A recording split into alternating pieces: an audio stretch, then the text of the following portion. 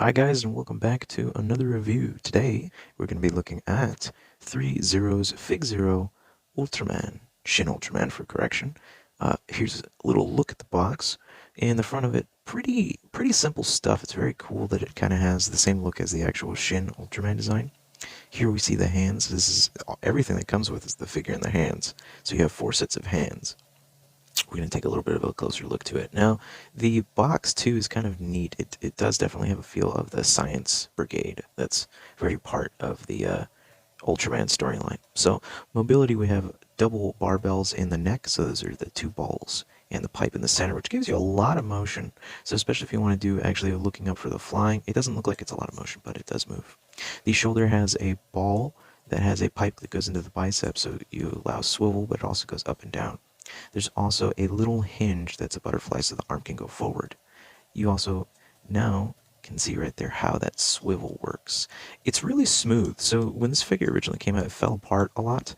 Now that they've, I guess, had it for enough, they manufactured it enough, it stays pretty tight in place. You got a double hinge elbow, and then ball hinge for the wrist too. It's pretty easy to take out the hands. You do have to hold the ball point when you pull it off though, because it's a skinny tube that goes into the forearm, and that can come out. Not that it breaks, it just comes out. I think it's just because how it was made to be very built together when the parts were assembled.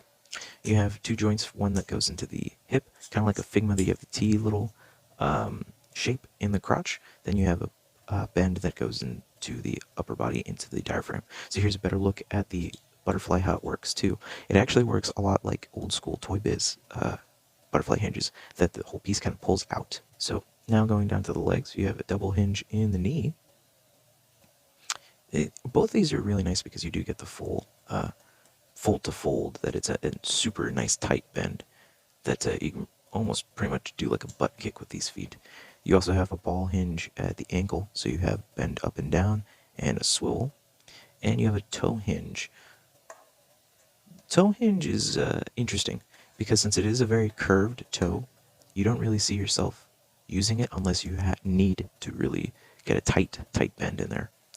Everything, for the most part, too, after having moved it a good portion, stays pretty firm. The hips are the only part that get a little loose, and it's more that the drop down part kind of happens. Here we have a little Vitruvian pose to show you that the extent that you can really get with that. The shoulders too, they do kind of get a little further out, but so you have your flat chop hands, then you have your slightly open, kind of relaxed hand.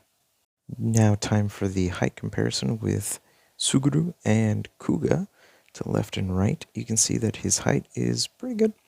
So my final thoughts, though, is this is a nicer version of the figure arts when it comes to scaling. I do like him a little bit more than the figure arts because he does feel light, so if I want to put flight poses and aerial poses or what have you, it's fine. He doesn't come with any effects, so he's very bare bones. For that, I still think the Ultraman Ultra Act is the superior of all the Ultramen.